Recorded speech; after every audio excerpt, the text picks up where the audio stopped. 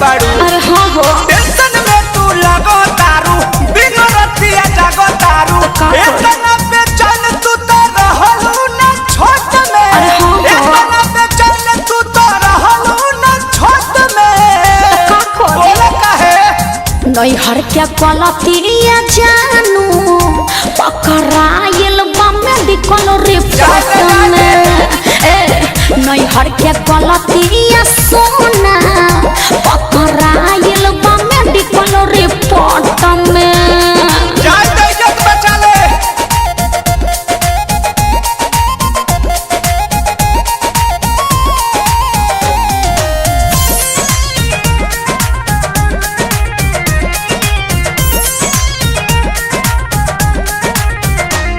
केकरा से कहीं डर लागता ई सब झगड़ा के घर लागता।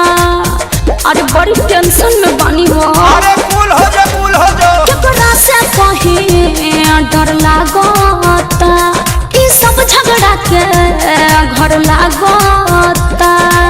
चलो कंप्लेन पहले पाती हाई कोर्ट में। कैसे हो? चलो कंप्लेन पहले पाती हाई कोर्ट में। का ना नैहर के गलतिया जानू पकड़ाइल बा मेडिकल रिपोर्ट में।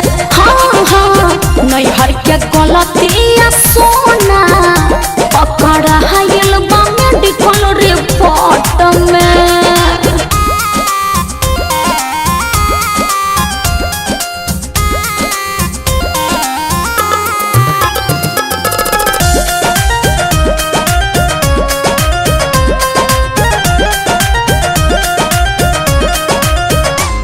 कितनो समझाए न मानता सैया जी हमार सब जानता।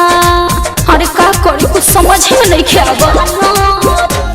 कितनो समझाए न मानता सैया जी हमार सब जानता।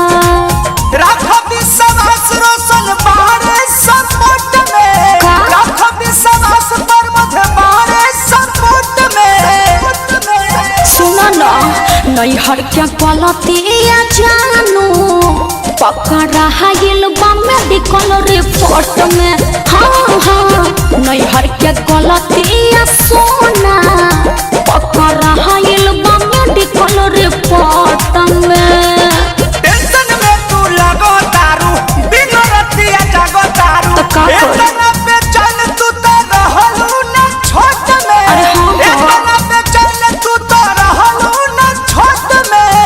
का करी? बोले काहे नैहर के गलतिया जानू पकड़ाइल बा मेडिकल रिपोर्ट में। नैहर के गलतिया सोना पकड़ाइल बा मेडिकल रिपोर्ट में। हर एकदम से तू हमके फंसा देलो।